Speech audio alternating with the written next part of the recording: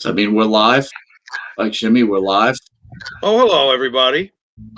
My God. I can't right now. How you like them apples?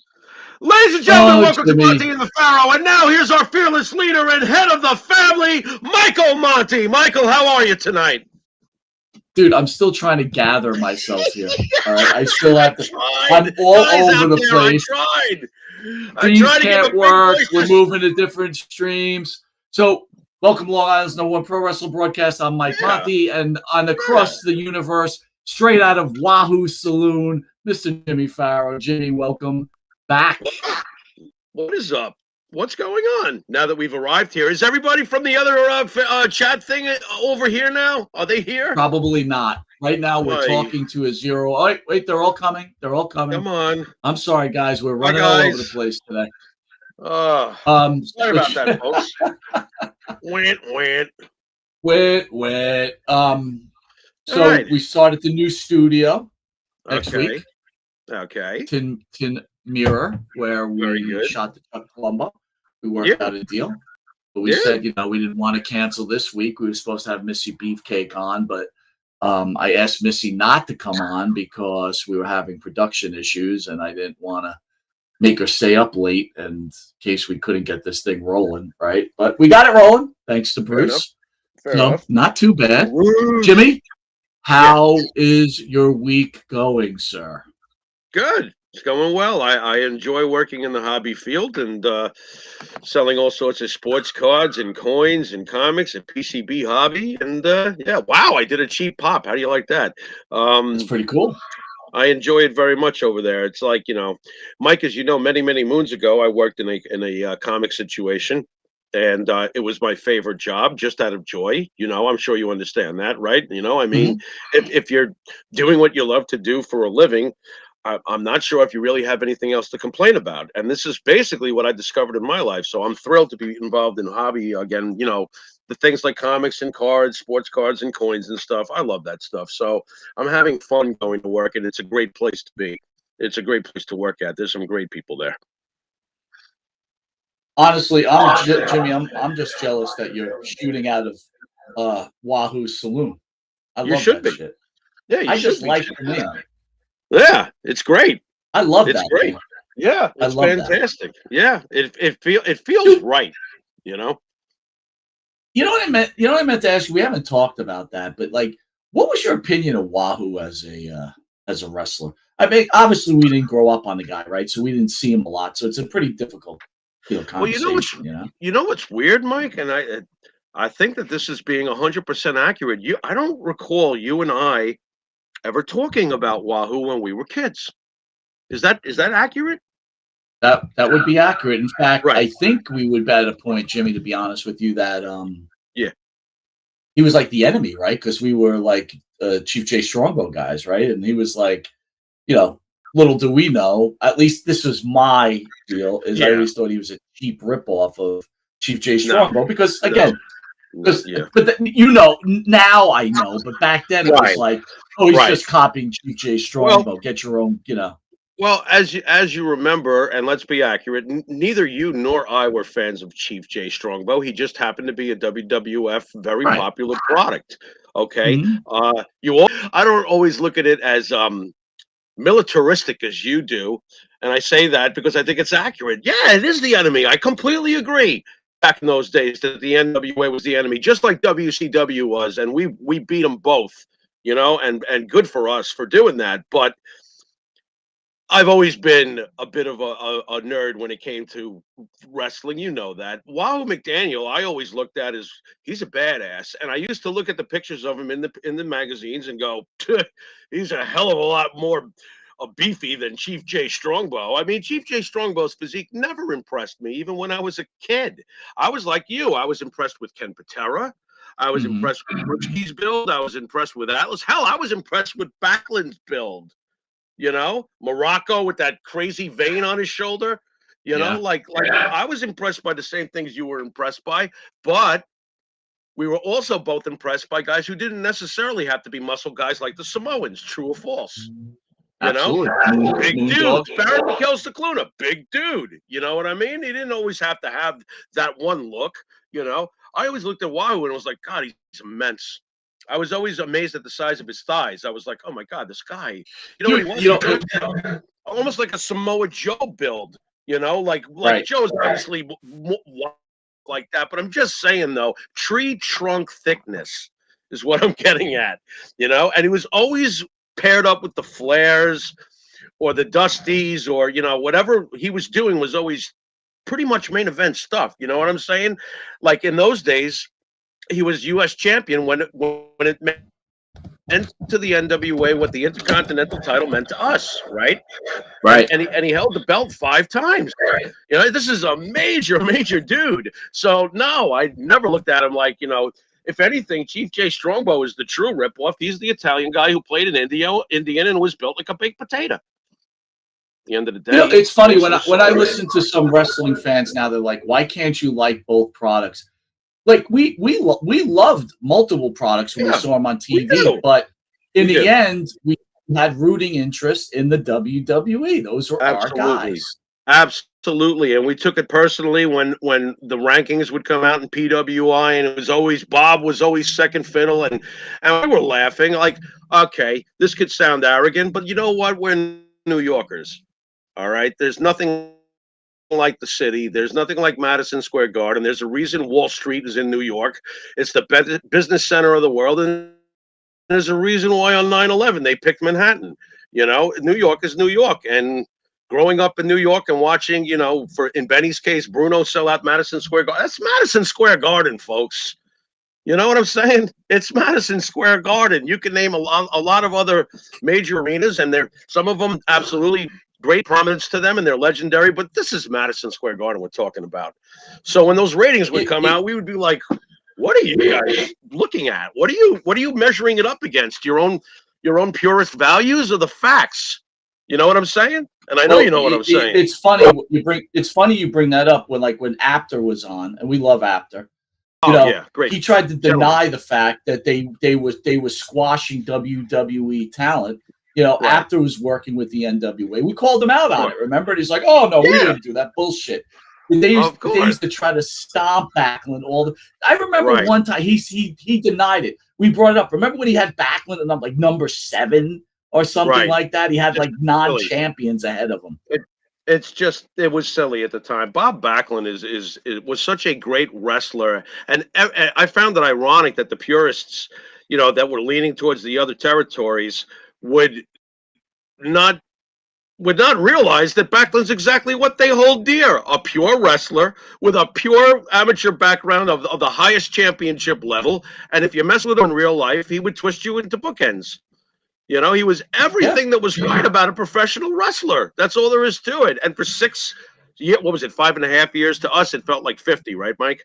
But for 5.5 years, Bob Backlund was the champion of the eventual ultimate company in the history of this business, and sold out Madison Square Garden all the time. Stop with the Backlund wasn't drawing bullshit, Mike. Did you ever go to a match at the Garden that wasn't packed? I always if you remember what Sullivan said that they would pack Backlund shows, right, to make sure that they had sellouts. So they would put Andre on there. They'd do that. But listen, Backlund was big time. But a lot of times, I think you would agree on a Patterson or Morocco Snuka cage match. I mean, that we can't deny, right? No. But it's like. No. Let me ask you something.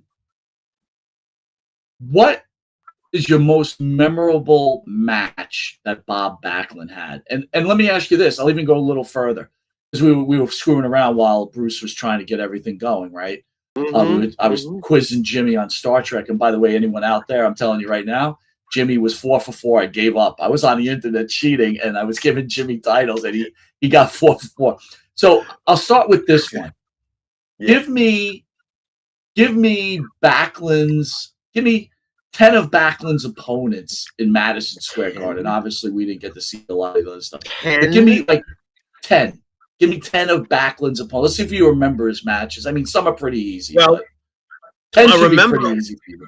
I don't know about 10, but let me do an overview of what I remember. I remember Backlund Patterson. I actually do remember that because I was just starting to tune in, and the Intercontinental Belt was getting underway and stuff like that. You know, soon thereafter or during it. I just remember that he fought with Patterson, and like we all know, those were 4 straight matches at the Garden. The only time that somebody fought Bob for the belt, I think, that many times. So you got that going on. I remember Backlund having a clash with Patera, and Patera was Intercontinental Champion at the time. This was the beginning of the, Intercontinental Belt means something, Mike. It's like, okay, now here comes Patera. I remember you're going old school, bro. You're going old school. Yeah. I will never forget, obviously, the Morocco. I mean, we saw him fight Morocco. What was that, Texas Death Style at Madison Square Garden? Texas Death Match, yeah.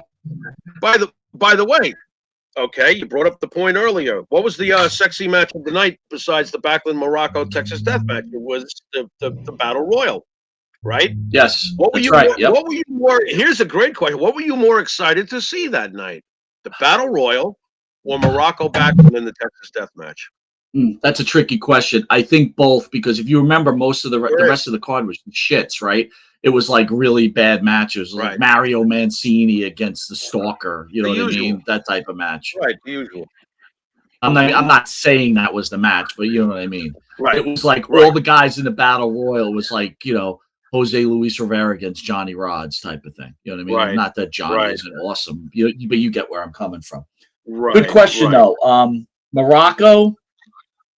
I think Morocco Backlund, even though I love that Battle Royal, was so good, man. That was so good. It was. Battle Royal. It had the great ending of Fuji and Saito being the last two and bowing to each other and splitting the money, and the Garden was so pissed. It was fantastic. It was great. Phil brought up Backlund against Ventura, and I said, Phil, the Garden match I remember because Adonis lost in 2 matches, right? The second match Adonis lost. The next matches was the East-West connection. It was Ventura in a Sunday matinee, and I couldn't go. And I was a huge Ventura guy. But Backlund finished him in like 4 minutes or 5 minutes. It was very underwhelming. What an underwhelming. You know what, though, Mike? It's coming out now over all these years, and I guess it must be so. Jesse couldn't work for shit. Yeah. He couldn't work for shit. And Backlund's hitting right on the head. Yeah, and if Backlund's making short work of you, I mean, Bob could go with a paper bag for an hour. So, it says a lot about Jesse. Michael, I don't remember the exact circumstances, but I remember when all the kids jumped in the ring with Bob. You remember that? Mm-hmm. Yes. The whole, he had the belt up in the air and stuff, and all the kids were dancing around him and stuff like that. What else do I remember about Bob Backlund? I remember Bob Backlund beating Sergeant Slaughter at the Comac Arena because I was there. That was fantastic. And Sarge did a little Cobra Clutch challenge rods before the match. It was pretty cool. Oh, really? Yeah, it was pretty. Johnny almost got out of it, man. He had the arm going up and everything. He's grinding. He's trying. And by the way, Johnny Rodz had some big ass arms. Didn't he? He's a big dude, man. Big dude. He had some big ass arms. That's why in those days, if you had a Johnny Rodz towards the bottom of the card, you're not getting a scrub, for God's sakes. You're getting Johnny Rodz. I'm going to give you one of my favorite matches. Was Backlund against Playboy Buddy Rose. Until I watched on the network and I said, Great match. Buddy Rose could go. Backlund could go. Dude, that was also great matches. They were all right, here's the trivia. Here's the trivia. Match one at the Garden. Who won? Adonis or Backlund, and how did they win in match one? Did Adonis win by disqualification? Because you got it, man. Damn. Yeah. All right. Yeah. All right. Here's a $1 million question. What was the second match?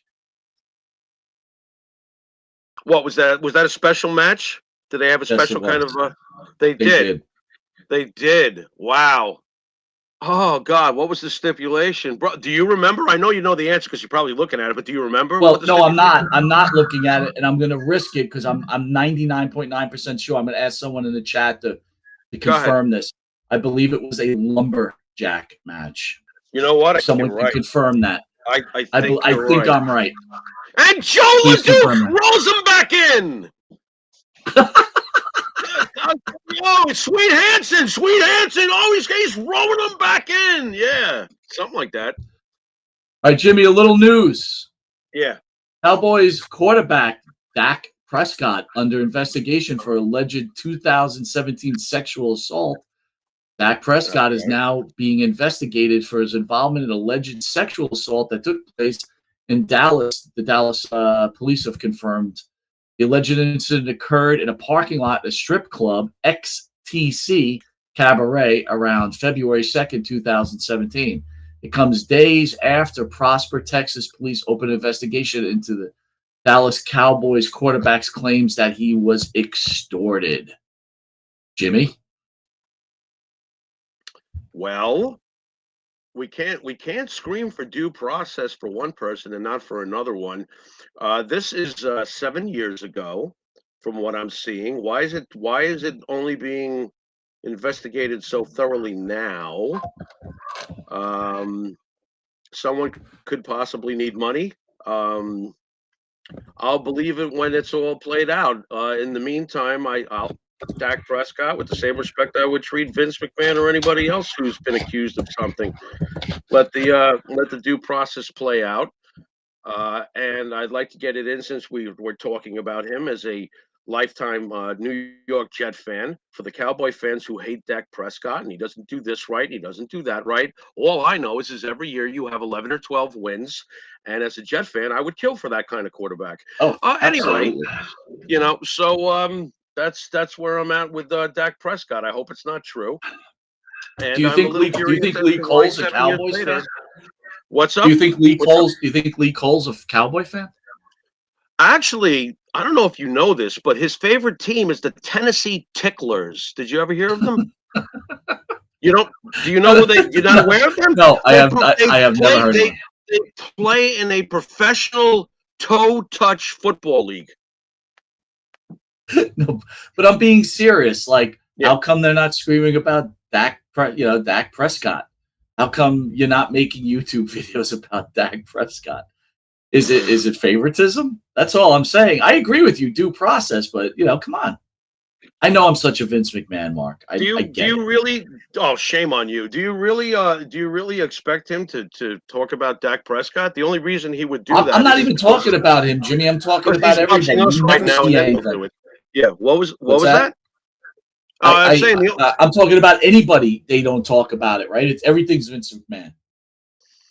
Right, I guess. I mean, this is the first I'm hearing about the Dak Prescott situation, so I don't know how much internet chaos is going on there.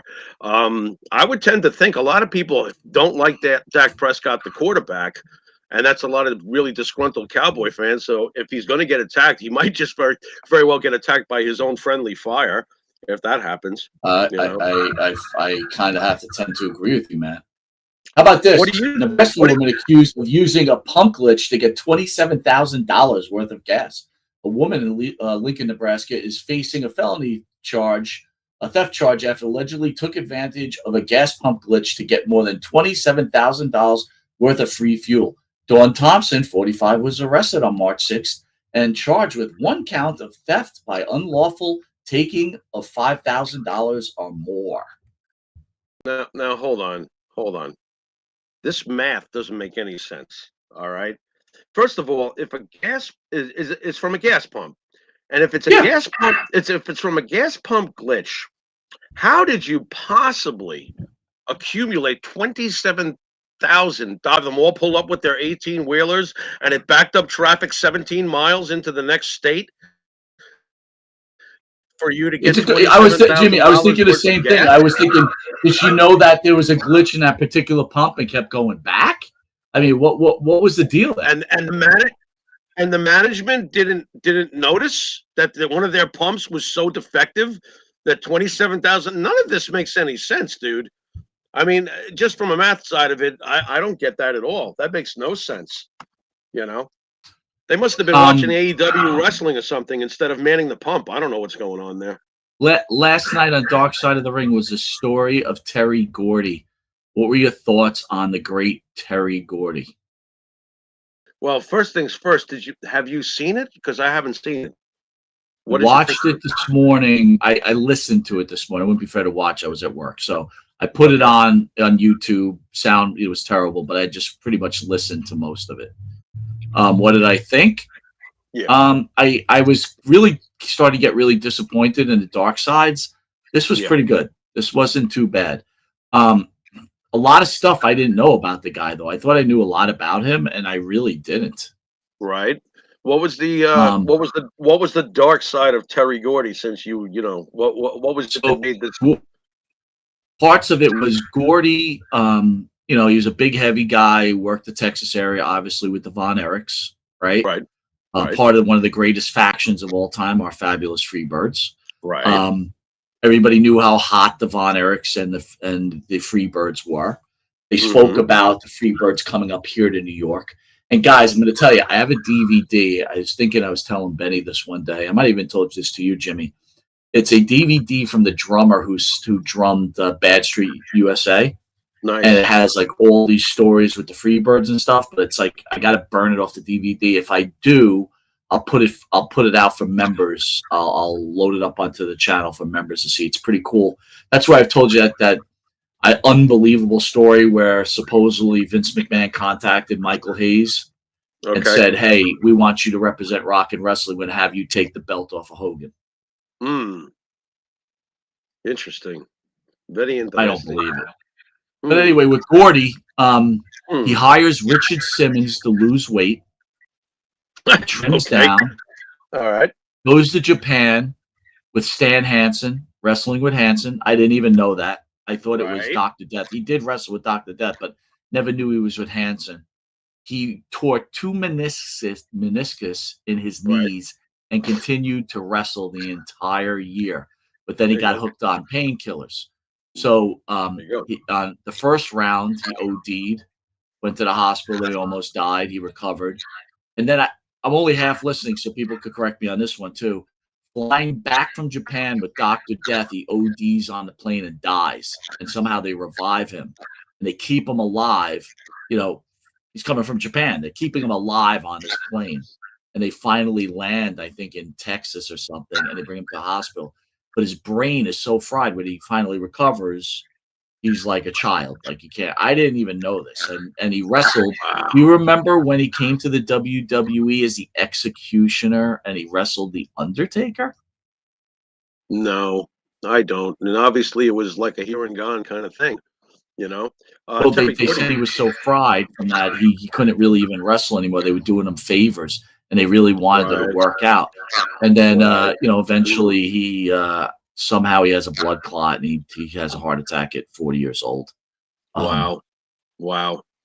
Terry Gordy was a badass, obviously. He had that I'm just large period. He didn't have to hit the roids or anything like that. He was just a big beat down of a man, and he was obviously a legend in the wrestling circles. I had no idea about all of that stuff. That sounds absolutely awful that's what it came down to for Terry Gordy. I mean, by the way, Mike, I kind of do believe the Michael Hayes thing, because I always felt that Michael Hayes could be a world champion.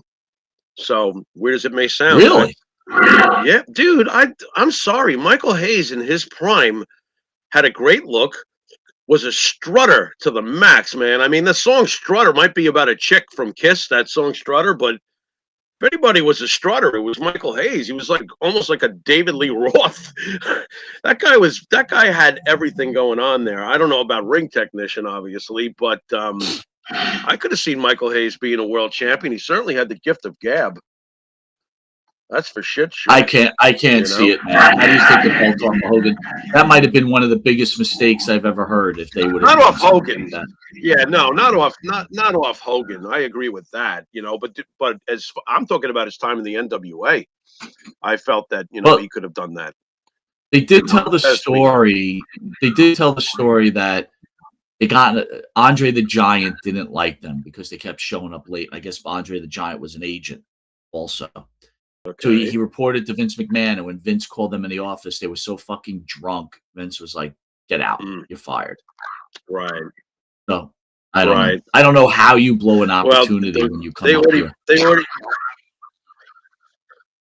And they should know coming from another territory like that they've already got, whether it's fair or not, they've already got a strike or two against them, because Vince is really going to lean on the guys who didn't come up through him. That's only natural. So, I don't know how you go to the WWE and you're not prepared. Right? They fucked up. I mean, we've seen things in our lifetime. I mean, recently, like. I know that she's not news anymore, but don't you still wonder what the hell Tessa Blanchard did to her career? That she should be fighting Charlotte, dude. It's like she basically blew up her own career, it seems. You know what I'm saying? So. Yeah, but Jimmy, I honestly think that Tessa wrestling was not high on her list. I think her ego got in the way, bro. I think wrestling was all she probably lived and breathed. Why? What else is high on Tessa Blanchard? She was a natural. Well, is there something else that I'm missing about her personal life that she should getting married? I don't, dude. I don't know. Is Tessa Blanchard even wrestle anymore? No, nobody will work with her, bro. I mean, that's what it seems like. It seems like nobody wants to have anything to do with her. Wow, what did you do? What a wasted career. How about this one, Jimmy? You ready for this one? Yeah, what do you got? Came out today. Ronda Rousey slams former WWE CEO Vince McMahon and the company's history with women in a new book. Ronda Rousey has a scathing take on Vince McMahon. Rousey acknowledged exiting sexual misconduct allegations against a disgraced former WWE chairman in her new book. Rousey, who was signed full-time to the WWE from 2017 to 2023, criticized McMahon and the company for its historically poor treatment of women in her new autobiography, Our Fight.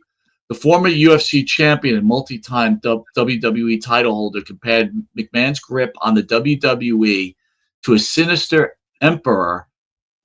What is it, Palatine? Whatever from Star Wars? Palpatine from Star Wars. Palpatine. There you go. In Star Wars franchise. It's hard sometimes to know where the evil, unethical slimeball character of Vince McMahon play out for the camera ends and the actual questionable, ethical, many times sued and multiple times accused of sexual misconduct Vince McMahon begins. Rousey writes in an excerpt of a book published by Inside the Ropes ahead of the April 4th release. Rousey criticized the company's history for holding bra and panty matches in which the winner was declared by stripping her opponent down to their underwear. The last bra and panties match took place in 2007 episode of Raw. Jimmy? Wow. What a bitter, bitter bird Ronda Rousey is. And most folks will not have my take, but this is where it all started for Ronda Rousey hating on the WWE. We, you, Mike, me, and some of those folks at home had the nerve to boo Ronda Rousey. Remember her face when we booed her? Do you remember the face that she gave? She looked like she was going to soil herself. She was so upset. And that's where, believe it or not, in my mind, it really began with Ronda. Here's the facts. If Ronda had never been given the opportunity to have a WWE career, her MMA time is so far in the rearview mirror that nobody would even be talking about her. The money she's about to make from her book. Notice that every complaint and every headline is about the WWE. You're not hearing crap about the UFC. She's touting off all the venom towards the company that made her really disgustingly wealthy. And by the way, if she's so against sexism in wrestling, wrestle Nikki Bella, who's clearly a diva first and a wrestler second, Mike. Did she or did she not take a check for that? Did I miss something there? She did, but I actually liked that match, Jimmy, I'm telling you. It was a good match, but I'm just saying, though, and if all this shit was going on, where were you, Ronda, when everything was happening? Why are you saying something now? Well, because it's easy pickings, dude. The WWE is easy pickings right now. Everybody's going to say, of course it is. You know what, Jimmy? I take your take. You're 100% right. She's bitter. She got her money. She's bitter. She went to some independents. That's not working. AEW's not signing her. She's bitter and she's angry. Ronda Rousey will be passe by 2025. No one will remember her name. Right. Yep. She's cashing in while she still can, and I find it hilarious that she's so bitter about, a profession that made her really stay relevant and made her very, very wealthy. You hit it on the head. Mike, I know you don't mind it. When you were working for them, like you said, when you were working for them, where were you then? You didn't open your mouth. It's like, stop it already. Just like with the San Martino Graham horse shit years and years and years ago. Where the hell were you then? What were you doing when all this crap was going on? Oh, you knew about nothing? Oh, it's before your time. Bullshit. If it's been going on, it's probably always been going on. So cut the crap. Everybody here is just bitter as shit. By the way, Mike, I got to get this in. I know you don't mind the word fake as much as I do. I'm sure you have a certain level of disdain when people try to play off wrestling as being just a bozo show. But I hate the fact that Ronda used the word fake. When they asked her about, the differences between the ladies in the MMA world and the ladies in professional wrestling, she's like, well, it's all fake over there. Fuck you, Ronda. No, seriously, Mike. Fuck you, Ronda. You got to give her a flower. Fuck that. You got to give her flowers, though. The fact that if she didn't come into the WWE, she pushed women's wrestling to a whole new level. Of course she did. But you know something, though? That's another reason I've got a problem with her stance. How about a little Lou Gehrig right about now? How about a little Joe DiMaggio right about now? She could be thinking about the fact of what you just said and selling that for the rest of her life. I'd rather be remembered as a true pioneer, which is what she was with the WWE. You're right about that. I'd rather be remembered as a true pioneer than a mouthy alleged truth teller who's really just bitter as can be.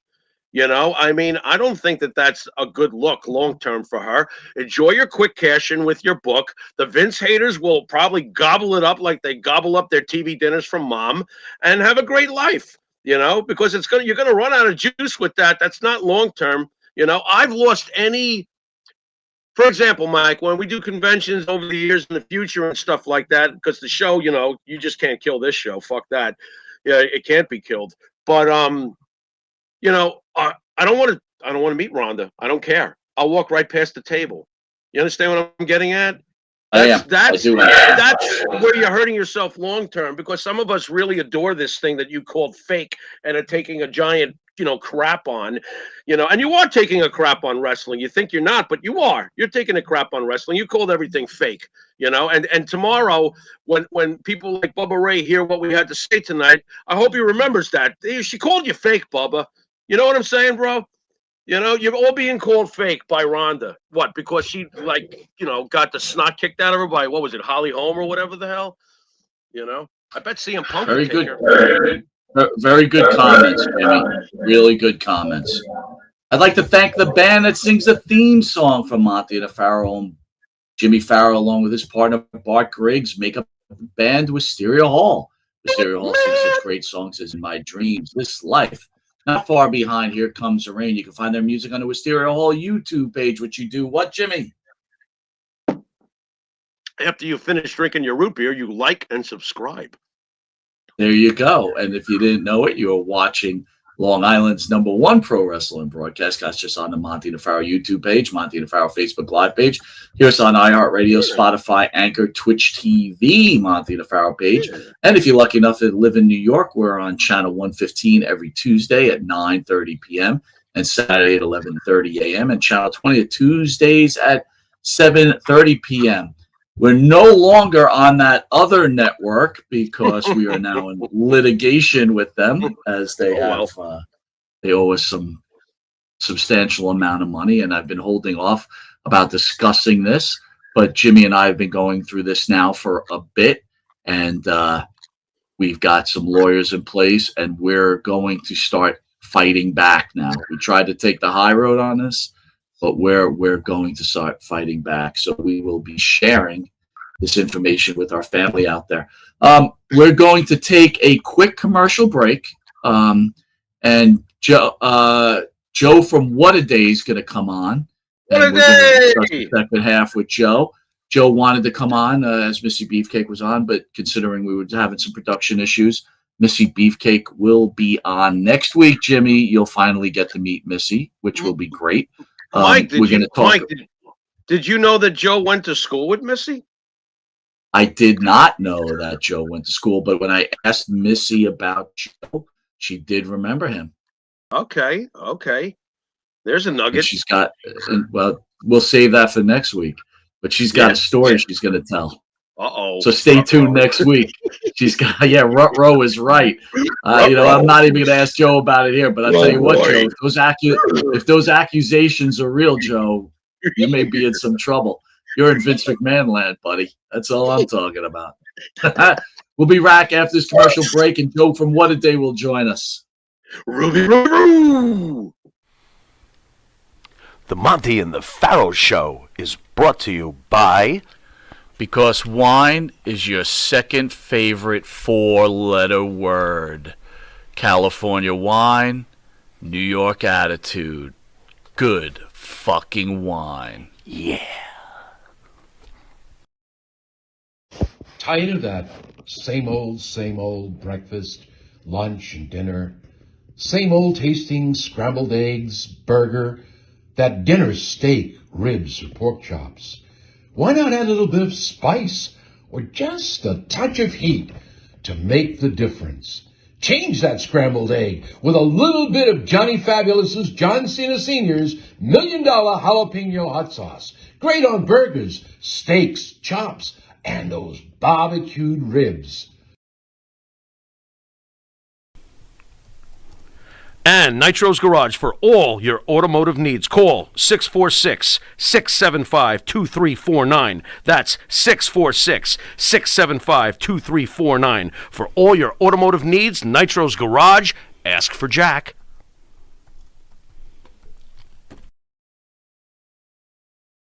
Do you treat your dog as part of the family? Well, so do we.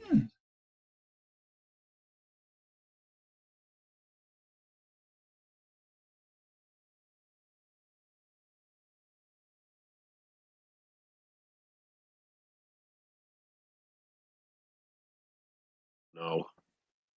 What happened? We're back?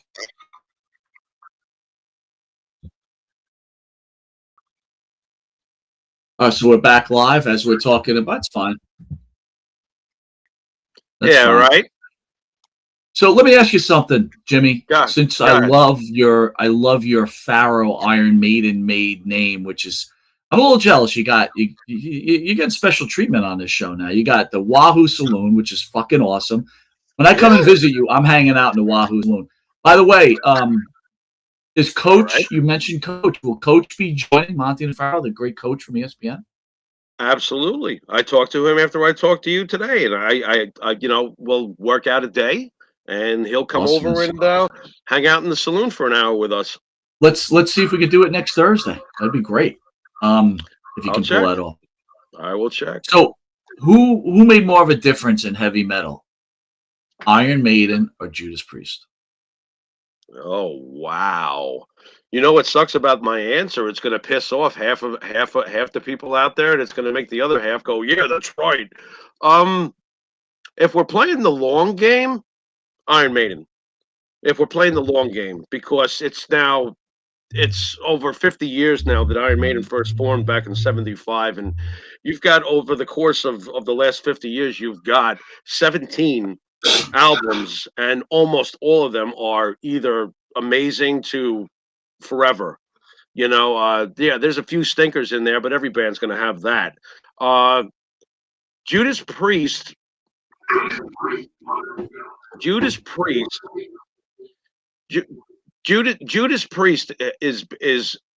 for the back in the day was more popular than Iron Maiden, but Judas Priest was also playing a much more if I could even use the term, because it doesn't really apply to Judas Priest, but as far as metal, they had commercial sensibility. They were more simple with their formula. Songs like Breaking the Law were get in and get out. Living After Midnight with the catchy chorus, get in, get out. Another Thing Coming, same situation. Priest was a little bit more pop, and I hate using that because it's not really accurate when it comes to metal, but as far as radio and MTV sensibility. But in the long haul, the long game, it's Iron Maiden, and it's actually not even close. I agree with you. I agree with you, but I think during the MTV era, Priest definitely had more of an influence on the metal world, right? I mean, the one album. Good.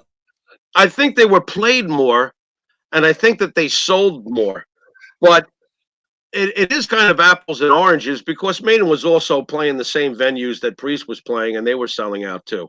So it's just How come you don't? Go ahead. How come you don't think Heading Out to the Highway got enough play? Like they didn't. Like that was a great album, and they didn't hit it with that album. It missed. I know. It missed. I know the answer to that. And it's weird. Don't forget, back in those days, we were very, very critical. Now we weren't as much, but a lot of people were very critical on your art in the whole thing. Have you ever remembered having an argument? Because I had many back in the early 80s with someone who liked Rush and thought Rush, because on paper, Rush is superior on paper to almost every other band that they were up against, So, yeah, I would get in arguments with the validity of Rush compared to the Beatles. I'd be like, what are you talking about? It's the song at the end of the day. It's the song at the end of the day, not the complexity of it. If it's complex and still does commercial success, that's amazing. But you can't compare the Beatles catalog to Rush. It's silly. Just from a commercially successful aspect, it's just being historically ignorant, I'm shocked that someone would even put that argument with you. That's ridiculous. Listen, let's bring in Joe from What a Day. Let's bring in Joe from What a Day. Joe, thanks for joining us. So glad to have you on the show, buddy. What a day! What a day! What a day! I want to sing some Beatles songs now. I want to hold your hand. Okay. What's your favorite Beatles song? Oh, he went from a high note. What's that? Ooh. Oh my God! There's that one. I want to hold you here, and the other one. Jesus. That's a good song. Early? Give me one line, and I'll name it for you. It's not. You got a line? No, they do it live too on the Ed Sullivan Show. I will tell you this, Joe. I will tell you this. What?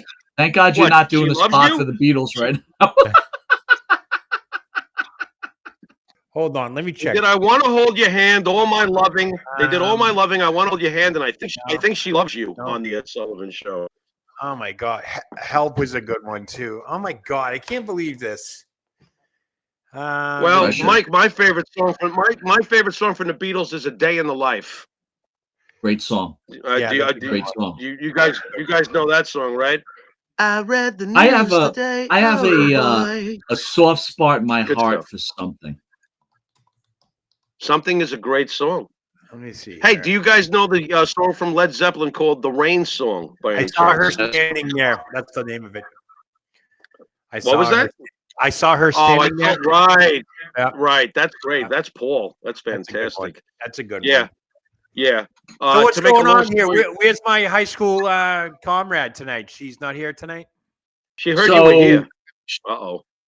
No, she's coming next week, Joe. And we're gonna finally hook you two up. That was the plan today, and we're gonna have a little fun with it. But just to let our visitors here and our viewers know, I went to high school with Missy Beefcake. Just want to let you guys know that. Thanks for telling us. Breaking news, folks. Where's the Joe, let me ask you this. You've joined the Monte the Pharaoh channel. We're so glad to have you as part of the family. But the one thing that when we bring on guys that come on the channel like yourself, people don't know you, right? I mean, people that have watched Jimmy and I for the last 6 years or whatever, we've told every story that, about our lives. Like they know everything about us at this point. Sure. They do. Where do you, Joe, tell us a little bit about where you came from, your family, and then how did you get into radio? All right. So basically I grew up 8 miles south of Boston, a city called Quincy, Mass, named after the president's John Adams. A kid who had a voice growing up. And a matter of fact, in high school, in English class, they always wanted me to stand up and read like a page or two that there was going on because I put that radio vibe in it. You know, I made the history books sound more interesting than they were. So I guess I had that gift. So after high school, I went into the Navy. I went into the communications, but somehow I ended up being a cook. And I loved it because it had the most liberty when you went to port and all that stuff. I went over to the Mediterranean, Italy, all that stuff. Well, thank you for your service too, by the way, Joe. I did not know that about you. Yep, I was a Navy guy. You know what Navy stands for, right? Never again volunteer yourself. But after the Navy, I got out there. I worked for a local newspaper because, you know, I love news. I was into that vibe. The Persian Gulf War was taking place, and Quincy had a newspaper that was printed in late afternoons. So with the time difference, it was all about timing. Whenever something happened in Iraq, we were able to get the newspaper out in the evening for the latest news. And it was pretty cool because we used to have dignitaries come to this newspaper place. We had generals that were involved. You know, we had people from the White House come in for, you know, this is pre-internet days, guys. Don't forget. They did everything face to face. Ted Kennedy was always in there, John Kerry, you know, politicians like that. So I was always involved in like public relations, so to speak. And then one day, Phil will probably know, there was a lady there in the entertainment section. Her name was Dawn Marie, and she was the voice of a local channel here. And she said, you need to go to broadcasting school. And when I heard that from her, she was very well known. She had a voice, you know, and I was like, okay. So I went to broadcasting school. I went to Northeast Broadcasting School, and it was a great experience. I ended up being an intern for a morning show, Lauren and Wally, on WVBF. And then I ended up having my own show before that from 3 a.m. to 6 a.m. So, you know, that was what I did. And I worked for Live 105.5 out of the Berkshires, which is Western Massachusetts on the border of New York.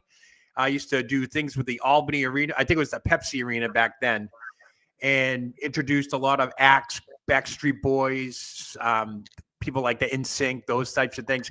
But one day I was doing an afternoon show on a Friday, and Toni Braxton was coming to town, and I knew for a fact there was rumors going on. I asked her point blank on the radio.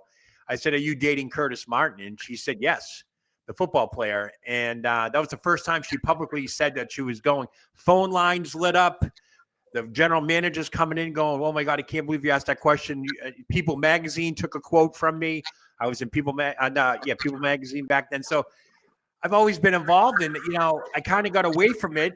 You know, real life kicks in. You get married, you have kids, can no longer travel places. But unfortunately, I lost my wife at a young age, my first wife, to skin cancer. So then I was with the two kids. They were 6 and 4. You know, I stepped away from it for a while. And fast forward to 2014, kids are growing up and everything. I meet Joanne Baby Cakes, and she looked at me and says, you need to get back into broadcasting. Stop with the bullshit jobs. Get into broadcasting. And it's because of her I got back in. So I started a What a Day show on YouTube. I reconnected with my mentor, Bill Apter, and he did a lot for me. He spread the word. He was getting big. He had OneWrestling.com YouTube channel. I was contributing to that. And from there, just grew up.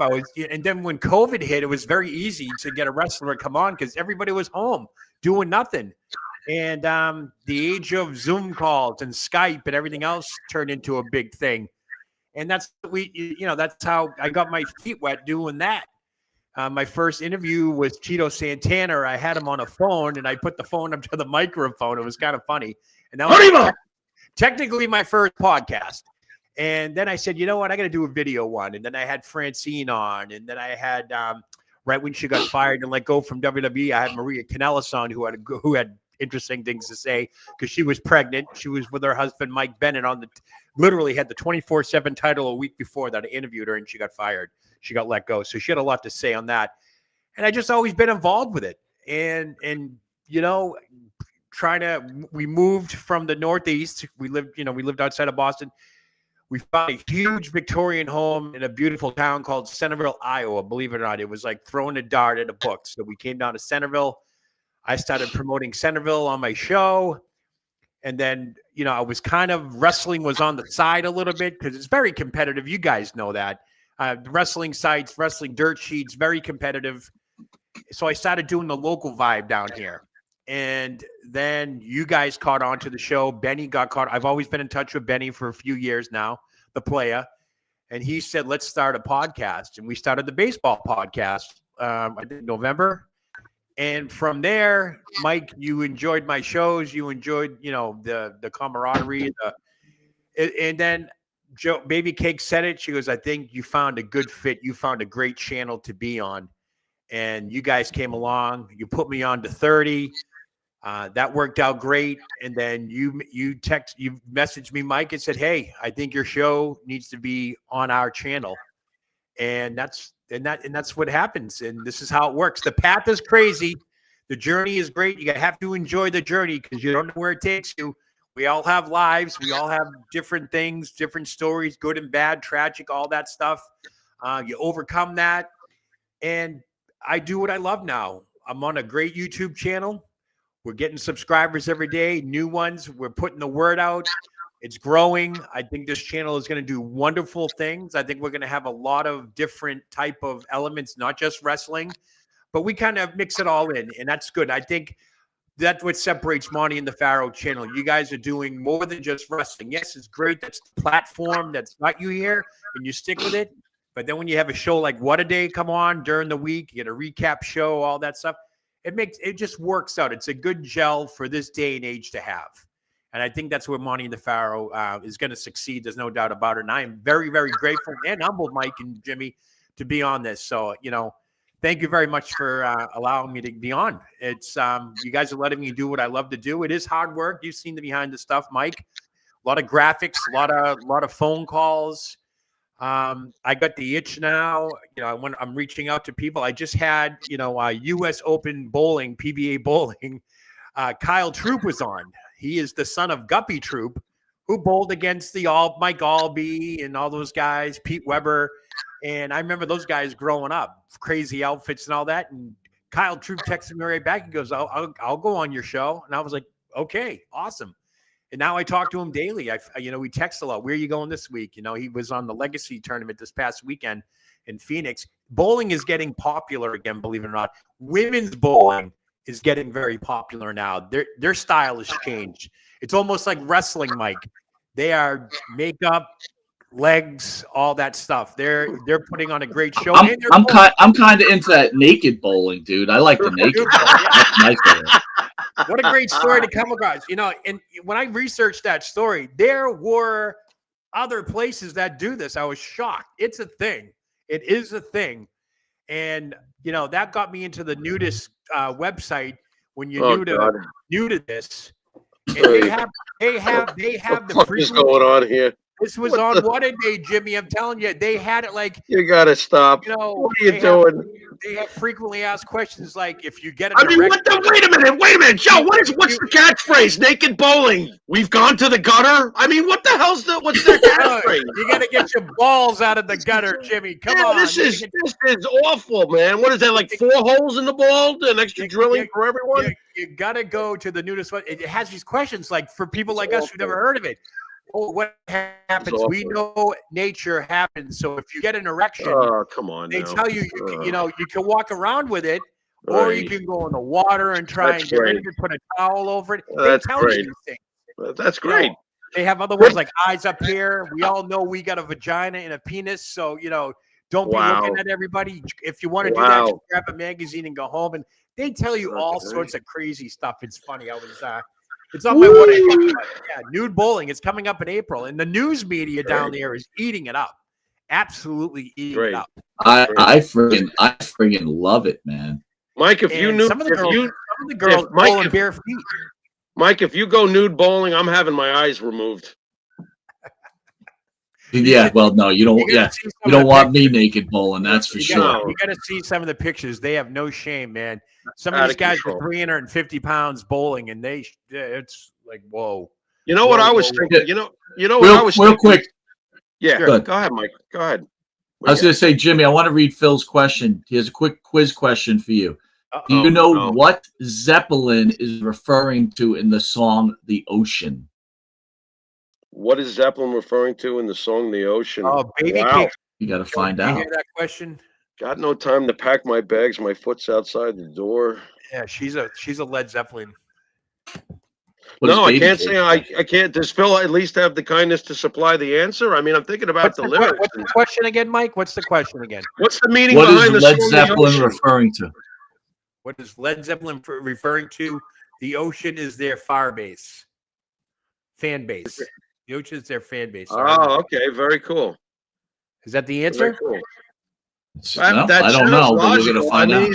He's talking about, you know what? The line, I got no time to pack my bags. My foot's outside the door. It probably means the hecticness of constantly traveling from place to place. I can see that's the answer. The ocean is their fan base. Baby Cake says they're groupies. They're groupies. It could be. All right, guys. You know? I want to hit the subject of this show, which is wrestling's craziest stories.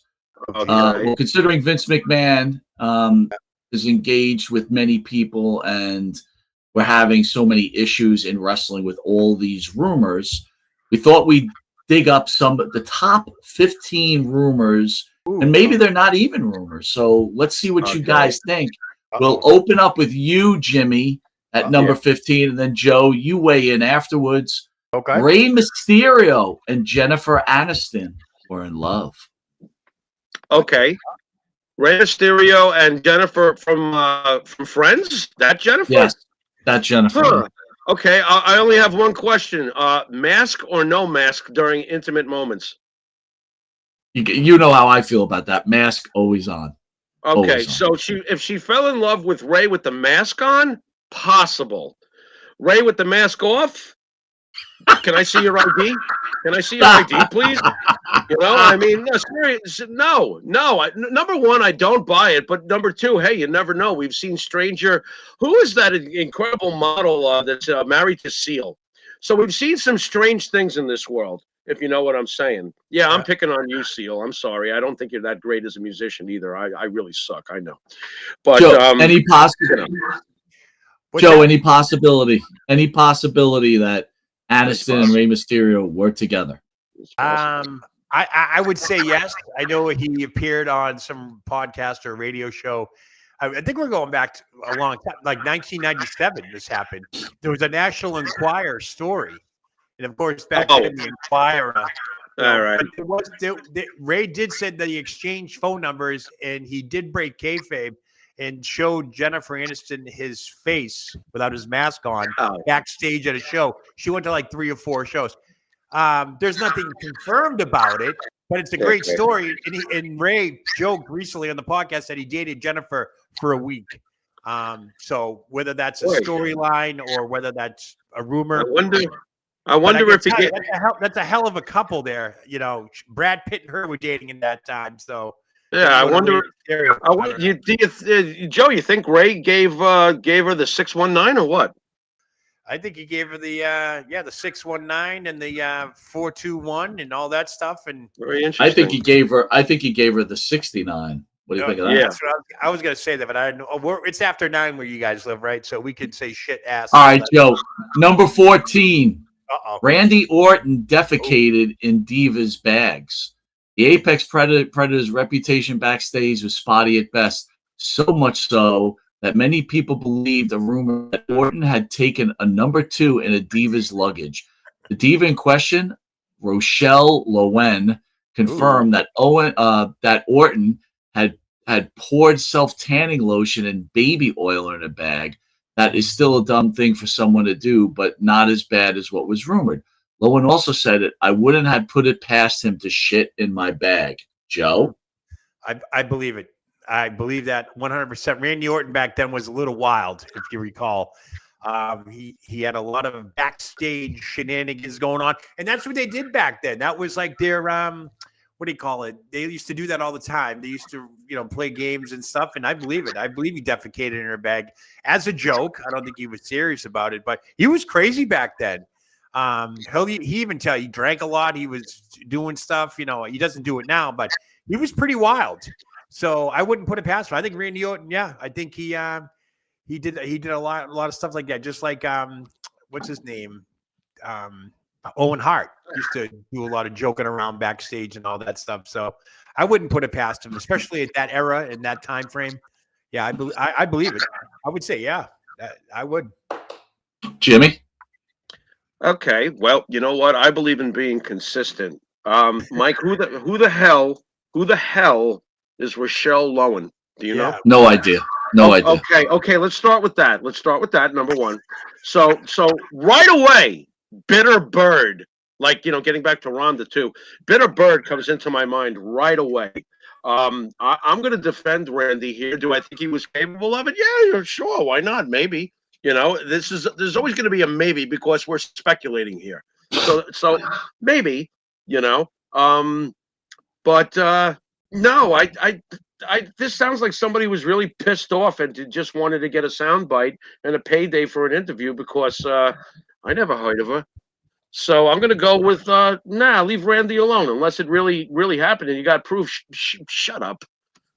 That's my. All right. How about this? How about this one, Jimmy?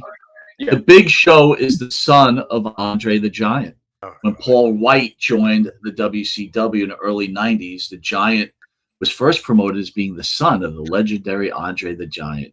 WCW dropped the idea after backlash from fans who saw it as disrespectful to the late French wrestler. But many people continued to believe it was true. Aside from their giant names, large statures, and similar attires, two pretty much sharing zero similarities. Jimmy?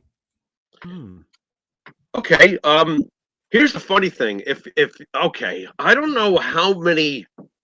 I know kayfabe had been recently like that. At that point, what are we talking? 96, Mike? Yeah, about. At that point, kayfabe had recently had the curtain torn open, and the internet clearly wasn't what it is today. I think it was really still in very much an infant, stage. I could see. Now, at the time, I'm 29, so I know damn well that this isn't Andre's son.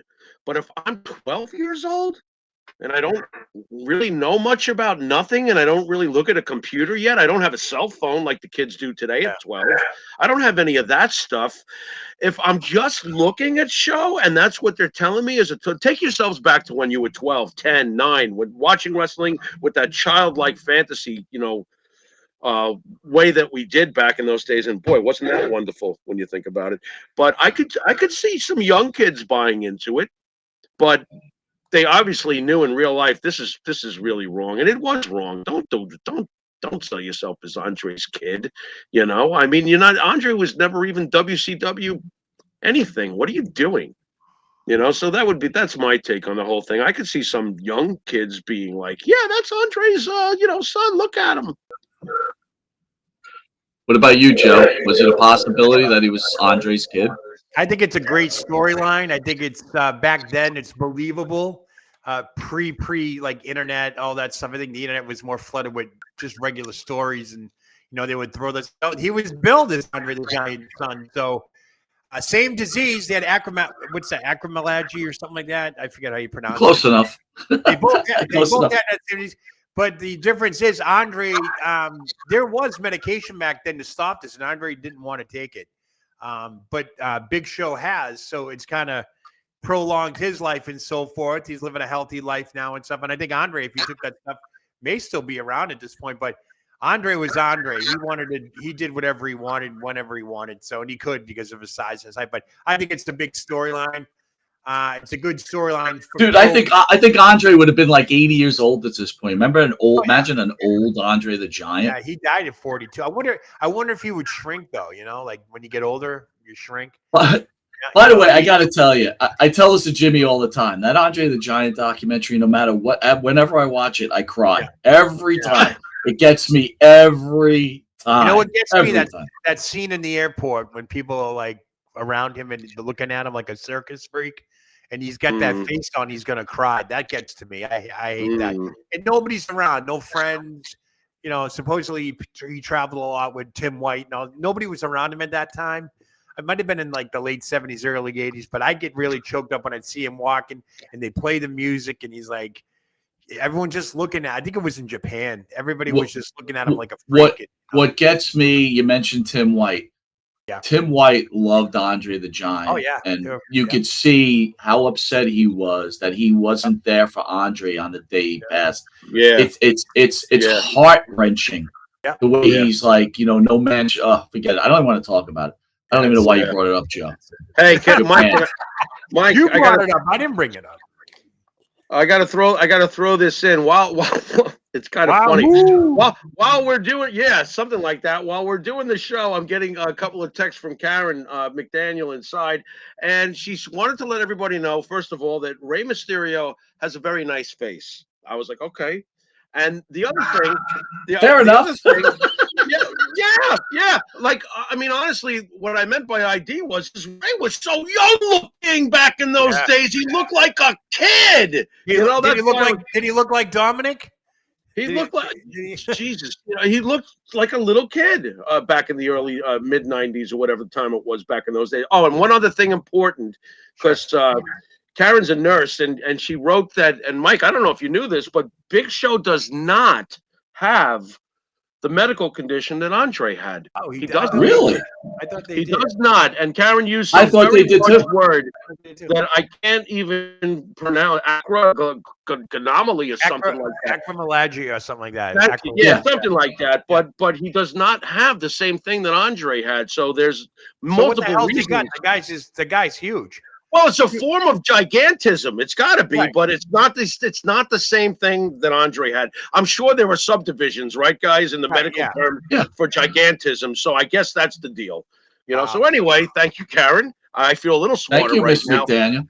Yeah, and I wanted to say one other thing, Mike, if I can get it in real fast. Sure. When Joe was telling his origins, and how it all started, and took us through all that time, and took us to where he sits with us now, I got the deepest thoughts. So I got to say this fast.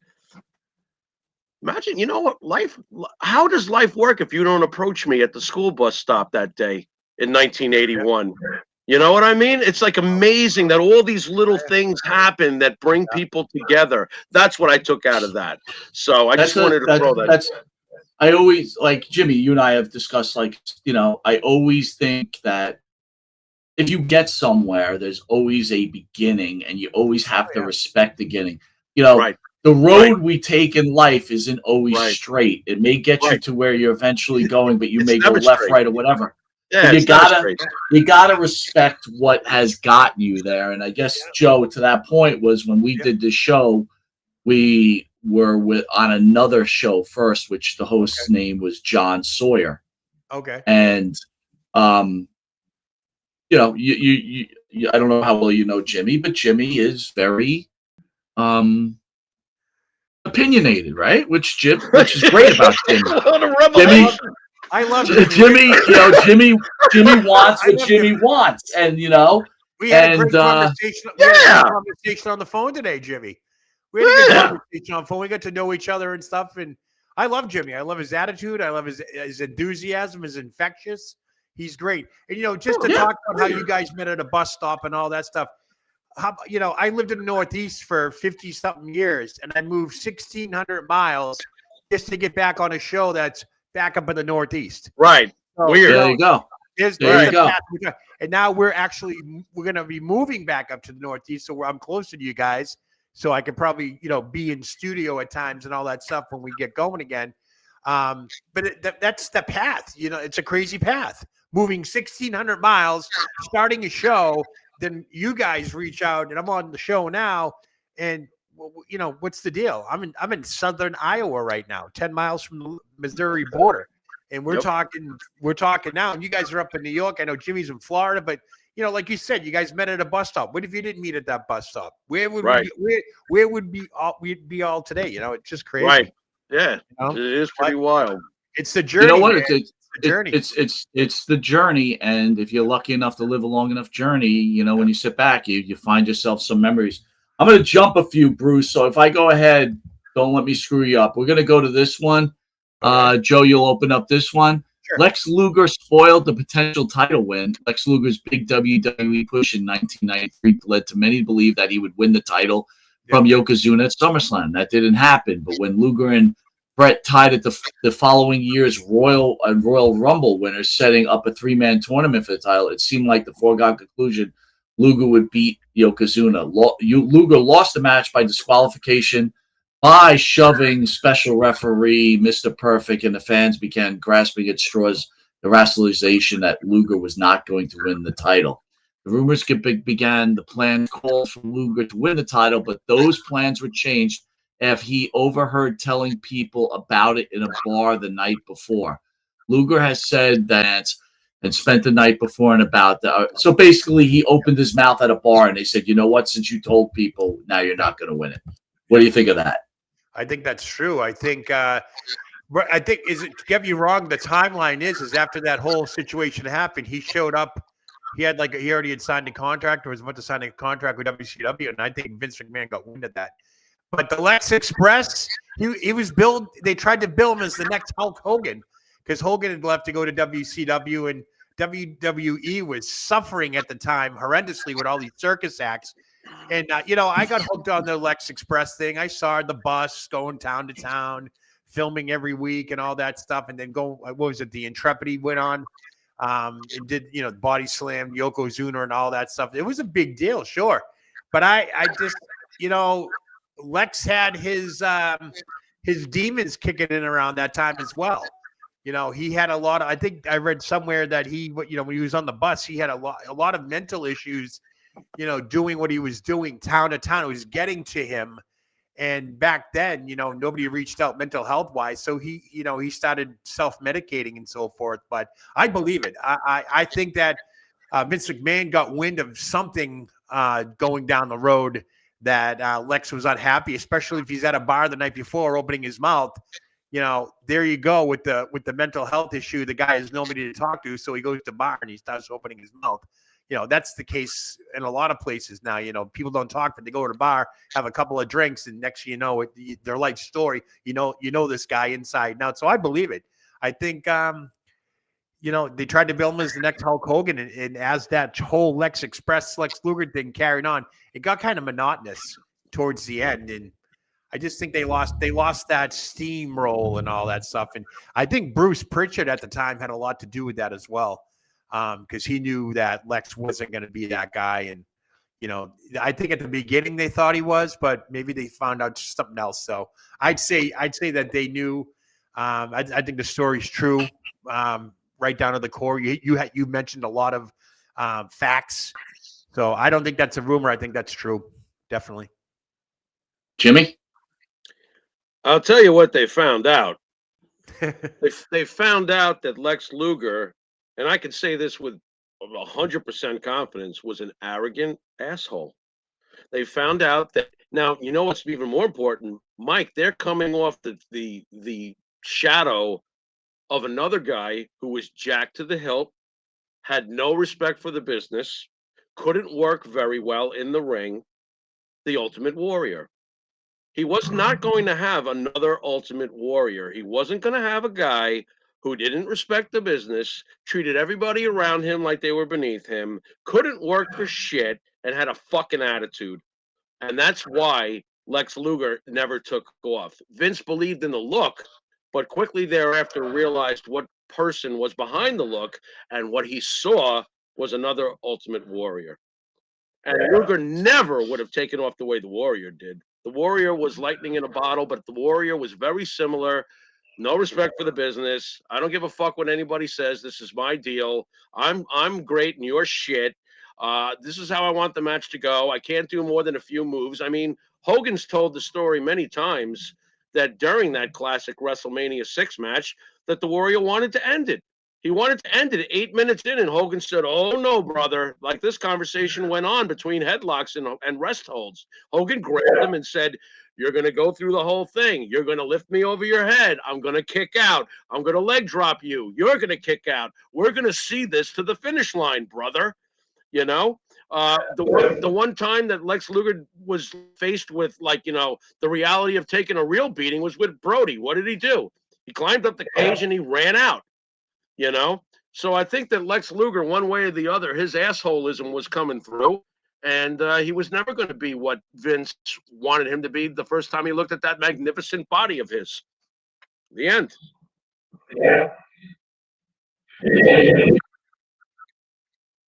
Mike dropped out. Wow. All right. Well, you know what? We can keep going, and we'll see what we got here. Let me see what else is on this thing. I don't know if I know Mike was skipping around. Okay, Yeah. let's go to Joe. Let's go to Hulk Hogan's black eye. It says here Hogan showed up at WrestleMania 9. You remember that shiner that he was sporting there? What was that? The toga party WrestleMania, I believe. WrestleMania 9. He was the team with Brutus the Barber Beefcake. Hey, there's Brutus. To take on Money and end the night as WWE champion. However, much of the attention that Hogan garnered that night was for the shiner above his left eye. So let's get to the rumor. The rumors began to swirl about the cause of the black eye, with the most widespread belief being that he was punched by an angry Macho Man Savage. The truth, according to Hogan and the WWE, is that he was that he was in a jet ski accident 2 days before WrestleMania. So, Joe, what is it? Did he get punched in the eye by an angry Macho Man? Ooh, you looked at Elizabeth's panties, yeah. Or did he get it in a jet skiing accident? I'm trying to picture Hogan doing jet skiing, but okay, all right. And I see Mike is back. I'll bounce it off you two. Mike, you go first. From what I understand, Savage gave him the black eye over Elizabeth. That's my understanding.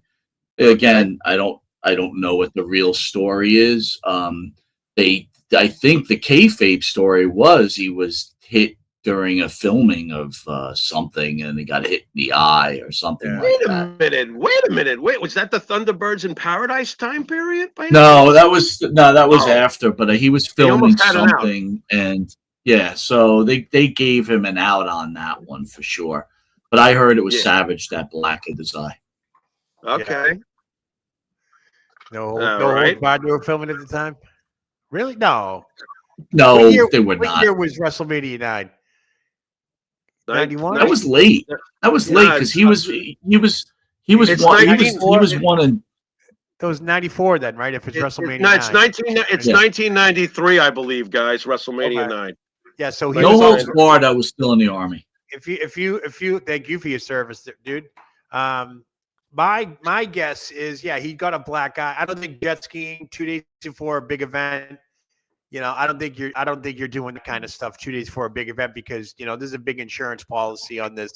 If he's headlining WrestleMania 2 days later, I think Macho Man it could have very well been a fight. Looking at Hogan, if he throws that picture up again, you can tell he lost a lot of weight at that time. I think he was off steroids. I think he was cleansing at that time. Right. Yeah, Hogan off the juice was not fun. That was not fun. I didn't like it. Terrible look. He didn't look right. I mean, he didn't look right. No. I do the old what's his name line there? Oh God, whatever his name is, Rodney Dangerfield. Hey, you look good. You've been sick. That's the kind of deal. I mean, he just did not look good. I thought he was sick, but I believe it. I believe there was a backstage altercation. Look at the type of injury you have. I don't think you'd get that in a jet skiing accident. You get a jet skiing accident, you're flying off the thing. You're not, you know what I mean? But I don't. I got to ask both of you though, because I thought your guys' internet dropped, but did you guys cover Orndorff's death? No. I jumped ahead. I figured I would leave that for you. I jumped ahead to Hogan's because you were skipping around a little bit. But if you look at Hogan's, so let me ask you, Jimmy. That's a punch. That is a punch to the face that Hogan got. Oh, yeah, definitely. Go ahead, Mike. Oh, absolutely. Yeah. So, Jimmy, I ask you, Paul Orndorff, Mr. Wonderful, one of wrestling's top heels in the 1980s, and feuded with the American era Hulk Hogan. However, Orndorff left the WWE in 1988 and disappeared from wrestling for 7 years. Wondering what happened to Orndorff, fans jumped to the logical conclusion that he must have died. Of course, Orndorff didn't die and eventually returned to wrestling in 2005, where he was inducted to the Hall of Fame. But I think he was back in the WCW. I think he appeared back in WCW. You guys remember? Jimmy, you remember that? He won the TV title, I think. I don't remember hearing that Paul Orndorff was dead in the first place, but I think I've heard over the years Orndorff comment about this, though. I could have sworn I did, and Orndorff was like, he read it in the paper or someone called him And he was like, I'm not dead. So, I mean, I really don't have much of a memory about this other than Orndorff's reaction years later to this when he told the story. Do you guys remember when he returned? And I guess he must have had that nerve damage in one of his arms. But his he was always a beast. But when he came back, he had that one shrunken arm, and then the other one was big. I remember that. You remember that? I think that's when the rumor started. I think it was due to a car accident. Now, Paul Orndorff let me tell you a quick Paul Orndorff story. It was 1985 or 86. I'm across the street from the Boston Garden grabbing a slice of pizza after the show, watching wrestling.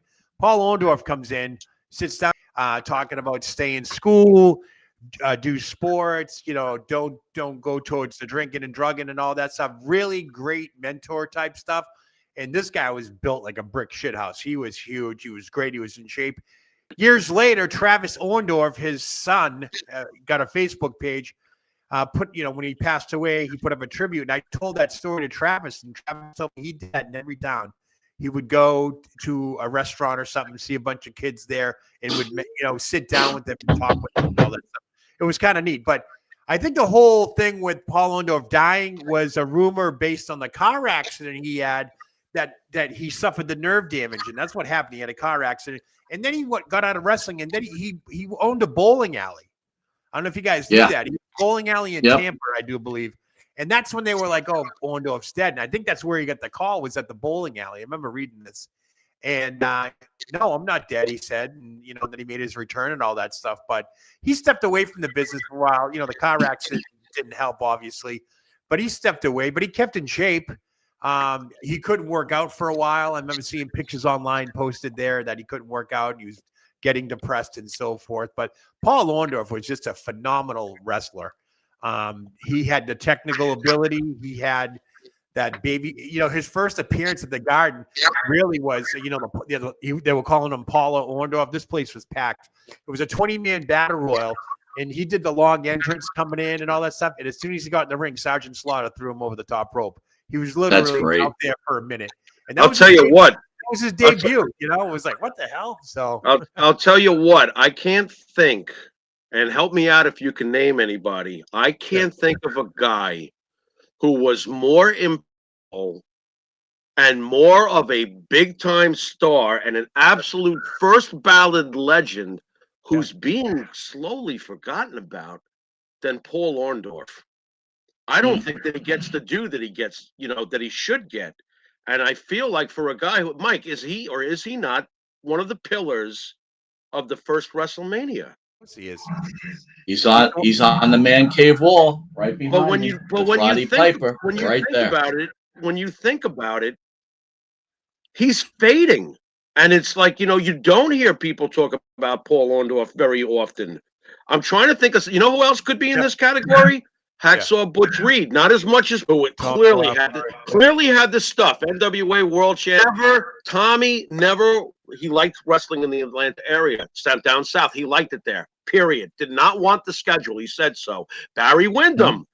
Barry Windham is the greatest all-around everything ever. I mean, my God, he's Barry Windham. He didn't want it either. He's told us this. So it goes both ways. Sometimes Vince just didn't want to put them over, or they didn't want to be here. One or the other. I mean, you talk about travel schedules. I don't know if you ever read Bobby Heenan's book, but when Hogan and Orndorff had their run, they were wrestling 3 times in one day on the weekend. They would start off Vince got a private jet. It'd be Orndorff and Hogan in the main event on the East Coast. They'd fly to Chicago, be the main event there, hop on the plane again. It's fully dressed too, by the way. They never got undressed, and then end up on the West Coast somewhere for the main event there. They did this for months. That is a hell of a travel schedule. Wrestling 3 times a night on Saturday and flying around. Would you get burnt out? Hell yeah, I would. I mean, that is just insanity. But Vince was grabbing that money. He loved it. They were hot. And Bobby Heenan's got great stories like that in his book. He was a great man, but he was with them. He goes, we were burnt out every weekend, and then we had to do the indie shows during the week. Back then it was the gymnasiums and all that stuff. And Paul Orndorff, you talk about the forgotten guy almost in WrestleMania. The same goes for Superfly Jimmy Snuka. He was there for what? I mean, he barely did anything. He was a big name. His name, he was like, he came out with them and all that stuff to even the odds. But, he was forgotten about at that time, too. I mean, Paul Orndorff probably got more popular after WrestleMania. He had a run with Piper. Yeah, but Joe, I think Snuka was forgotten by design. I think Vince knew that he was trouble, and it was time to get him out of there. I got some stories I can tell you. The main point personally about Jimmy Snuka and all that stuff, and affected my life. I can tell you stories off the air about that. But Jimmy Snuka had some serious fucked up demons, and he was my idol. Yeah. He was my idol growing up. I met him, but he's got some fucking demons, man. That he'd be put away in jail for now. Yeah, but I know this firsthand. I don't want to talk about it on the air. I might, as I it almost put me in therapy. Let's put it that way. So Jimmy. Yeah. Now you got me intrigued. You can't put that carrot out there and not tell at least one of the stories. He loved cocaine. That's for sure. We know that. He would carry. He never flew. He had to drive because he knew he'd get busted at the airport. So he always flew. He he always had cocaine. What do you want him to do? Go on a plane? All right, so he's not going on a plane with the cocaine. Okay, we're gonna do this. I'll tell you my story. Do it. Okay? All right. We got the story, Jimmy. We forced it out of him. Let's go, Joe. Him. Come on, Joe. Give it. Okay, so the story goes: I went to high school. Pre-Missy Beefcake days. I went to high school in the 9th grade. I met a girl. I won't say her name, but I met a girl. All right. Her sisters used to like to go to the wrestling matches and hang out with the wrestlers, if you know what I mean. Yeah, sure. So my idol was Jimmy Snuka. I wanted to be Jimmy Snuka. That was my thing. I was 14, 15 years old. I idolized the guy. I had a scrapbook. I was. So, all right, Joe, hold on one second. I need you to hold on. I'm just painting the picture. You meet this girl. You're attracted to her. You're like, hey, I'm going to bring you to a wrestling match. I'm going to let you meet Jimmy Snuka. I'm excited to see him. I see where this is going. Let's go. Go ahead. So one night we go to the matches. We're hanging out in the lobby and all that stuff. And then next, we're going to a restaurant because they always ate. Next to the Garden was a hotel called the Hotel 57. It was almost like connected to the Garden. And they had a restaurant there. It was like a fancy restaurant, but they would go there. Snuka, a young Brutus Beefcake was there. Yeah, right. So I'm sitting at the table. I'm with Jimmy Snuka. I'm like, holy shit, this is amazing. Like, I'm 40, and I'm just like godsmacked. I was like, wow, okay. Joe, I got to stop you real quick. By any chance did he look at you and go, "What a day, brother"? No, what a day. It wasn't what a day back then. I was never saying what a day, but he didn't catch on to it. He was very reclusive. He was very antisocial. He wasn't a social guy. He didn't like crowds. Right. So I met him, shook his hand. He, thank you for being a fan, brother. All that good stuff. And I met my idol. I was like, holy shit. Well, nice. What I didn't realize is the girl that I was attracted to, they were together. Oh. Once a month, they would hook up. She was 14. Now, wait a minute. She was 14. What? They hooked up at that moment was the first time? No, they've been together for a couple of years. Whoa. Mike, stop. She was how old, Joe? How old was she? Once I got to know her we were 15. She would show me pictures that Snuka would come to her house.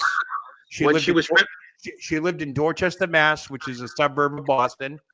And she showed me pictures of him in the dining room. She was like 13 years old. She didn't look her age. Okay, so let me just. Doesn't matter. Doesn't matter. Go ahead. So basically, I was the boyfriend for 3 weeks out of the 4 weeks because Snuka would come to town and they'd be together. But we used to travel together. So another story was I was down in Providence, Rhode Island. We went down there. At this point, I'm using her to meet the wrestlers. I'm not really attracted to her anymore. I was just like, I know what you're doing. It's fucked up. All that shit. Drugs. First of all, Joe, it's also probably a good idea too, because if she sleep with Jimmy Snuka, it's hard to match up with that, right? Yeah, so he's like 30 something years old, and it is.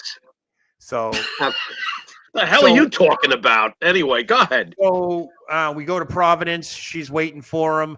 I'm talking with Brutus the Barber Beefcake. He was in his Chippendales. He was the dancer phase, that kind of guy with Jimmy Valiant and all that stuff. I met Cyndi Lauper. I met Gorilla Monsoon. The Tongan kid at that time was around, and he was a pain in the ass in the locker room. He was always getting in fights. Gorilla Monsoon would kick him out, and Gorilla would look at me and be like, fucking kids, because he was like 17, 18 years old when he wrestled. And in comes Jimmy Snuka with his wife. And his wife showed up, and they went in together, and he totally ignored the girl. Right. I don't want to say her name, but no, it's fine. It's fine. Okay. And she was absolutely devastated. And I'm like, I told you, I fucking told you so. This guy, we found out later on that he had a girl in every town, young girls. He liked the young girls. What's the girl's name that he killed there? Nancy Argentina. I always say Martino. We heard that story back then, but I was a kid. I'm like, I don't know if he really did that or not, but I could tell he missed a lot of shows, by the way. Joe, real quick, how old were you when you were dating her? Can I ask that? Is that okay? Yeah, it was 15, 14. Okay, 15. You were 15 and she was 13 when you guys began. How long were you together with her, real quick? I knew her personally all through high school. I went in the Navy. I met her in the Navy. She flew out and met me in the Navy a couple of times, and I met her afterwards and all that stuff. But I haven't seen her, talk to her. I mean, I think I touched base with her like 7 years ago. She's Joe. I gotta ask you though. Wait a minute though. How difficult was it? You said at one point you were using her to meet the wrestlers. How do you deal with all of that? I would have been like, you tramp, get the fuck out of here. Yeah, it was a mental thing for me. I was meeting my idol. You gotta meet Killer Khan. I mean, what's going on here? Are you serious? Wait a minute. Hold on, Jimmy. You heard Joe's story. You heard Joe's story, right, Jimmy? Yeah. It was a sad, depressing story. I'm going to tell you my story. Tell me which one's worse. All right. It was a pretty wild You remember story. Janice from high school? Let's not use her last name, Janet S. Do you remember Janet S? Yeah. Go ahead. So me and Janet S had a relationship, and it was summer of '85. I don't know. I'm making it up. Right. I forget. Yeah, one of those summers back. And she worked at a bagel place, and one day I went to pick her up on my bicycle. Nice. And she comes out and she goes, I have to break up with you. And I was head over heels for her because Ralph Macchio had come into the bagel shop and asked her on a date. Oh, God. Yeah. So which one is worse? Joe losing his girlfriend to Jimmy Snuka, or me losing my girlfriend to Ralph Macchio? Karate Kid? I didn't totally lose her because after the wife showed up in Providence, they never saw each other again. So that was and Joe got to meet Abdullah the Butcher and Stan Hansen. So I didn't meet anybody. You know what, Joe? I met Jimmy Farrow. I met Jimmy Farrow. That's who I met after that. So how fair is life? But you got to understand, I'm 14, 15 years old. My parents were like, what the fuck are you doing? They were like, you're hanging out with these guys that are 30, 40 years old, and all for what? And I go, I want to meet them. I see these guys on TV. I'm a fan. I want, how it is. Now, I wasn't a groupie per se, Joe, but I love talking to them. It pisses me off. I lost a lot of pictures back in the day with my parents' house. I got pictures of me and Brutus. He's always posing, doing stuff like that backstage. Me and Gorilla Monsoon. I mean, can I just say something though? To be honest, go ahead. I was expecting like a Dark Side of the Ring type of story. It is a Dark Side of the Ring. I'm giving you the. Here's the deal, though. Here's the deal, though. Time out. We're gonna play really quickly because Mike asked me which one is worse. So we're gonna play Da Dirty. All right. Okay. And since I'm the referee, I've heard both stories. This is what I think. Unfortunately, Mike, your story is worse. And I'll tell you why for a bunch of different reasons. No. Number one, please. Joe, I don't having a good time, one way or the other. So he's having a good time, and he gets to go to wrestling matches and meet famous wrestlers. And at the end of the day, they even talked and hung out from time to time after the fucking Navy. You go into a bagel place and find out that Ralph Macchio has just the last American virgin to you. Yes, thank you. You're done. You probably didn't even get a free fucking bagel. Let's be honest about this. Right? Not even an egg sandwich. So unfortunately, our winner this week. All right, Joe. I got to put Jimmy. I got to put Joe on the spot. I got to put Joe on the spot though. Okay. You're 15, Joe. So I'm imagining sex is just beginning for you, right? Your hormones. Hold on, really quick. Right. My girl Joe Myers put a nice little quote in there, and it's true. So if you read that quote, Joe Myers, that's my baby cakes. No, I know who that is. You want me to go to YouTube? She put a comment. She put a comment in there, and it's true. To this day, it's true. Okay. So I'm being honest here. So it's fine, but I haven't read it yet. I can't see it. Okay. I don't know where it is. It's right there, right after Phil's. Let's see what we got. I'm looking. Joe. Where are you, Joe Myers? Joe Myers, right there, right above Phil DeCesare. Wait a minute. Wow, you know something, Mike. I guess I gotta ask you this then too, as the dirty goes to an extended few minutes. You didn't need therapy for Macchio, did you? I did. That was a depressing time for me. Wow. That was a depressing. To lose your girl to Ralph Macchio is a lot. Bro. I think that's when I started lifting weights, Jimmy. I was mad. That's what I think. I would think it was smart, Jimmy. Mike, back in the day, I was in the band scene, and I had a really, really good, successful band on Long Island, right? And I made a lot of musician friends. I'll never forget, man. One day, my friend Brian from a really great band, he came to me, and he goes, "You'll never believe what happened." And I'm like, "What happened?" And he goes, "My girlfriend just fucking ran off with Lane Staley from Alice in Chains. He banged her. He banged her in an area we won't get into, and then just dumped her." And I'm like looking at him. I'm like, "Oh my God, this guy's gonna need therapy." That's how Mike, what were you gonna ask me? You're gonna ask me something. No, and I'm really being serious. This isn't a joke. Okay. Here you are, a young man. You're attracted to this girl. You find out she's sleeping with Jimmy Snuka. You got to know in your mind, that thing's got to be 80 feet long in between his legs. And, are you just I'm That's a serious question? This is serious. Joe, you got to be serious out. with you. Was it a no, you got to check out. You got to say, I'm done. I'm not doing this because I'll never make the grade. My God. I wouldn't even I'm being serious, Jimmy. That would not even occur to me. God. I'm 15 years old, and I'm living a dual. It's almost like, I don't want to, what's the word? Split personality disorder. Right. I go there. I go from being her boyfriend that night to just somebody hanging out with the wrestlers. Which was fine. You using her to read wrestlers is cool. I get that. Right. At first, I really liked her, and at first, it really hurt. But meeting the wrestlers and meeting Snuka and all that stuff, that kind of took the pain away. Wow. So as everything, no, this is strange. I know it is. I'm sorry. It's Joe. You didn't want to smack Snuka in the face. I would have slapped him in his fucking mug when he walked in with his. I don't give a shit. Not that guy. Not that guy. All I kept saying, there was an angry time. I was angry a couple of times. I would have hit him with a 2x4. To the point, I was angry at certain times where I just, I did have to check out, but I was like, no, I want to meet the wrestlers. I want to hang out with the wrestlers. So. That's fucked up, dude. But here's the fucked up thing. After it all ended, I was not in love with her anymore, but she was in love with me. You know what I mean? Good. So it was good. Yeah. And then I'll be honest with you, we had it out in her kitchen, and I was like, what you've been doing for years is fucked up. And my sisters and my brothers were like, what the fuck? This guy should be in jail. He's fucking 13-year-olds and 14-year-olds. Right.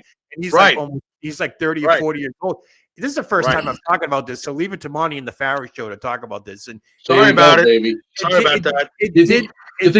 You think Lee Cole's talking about Jimmy Snuka doing 13-year-olds? No, right? I don't think so. I mean, I don't know.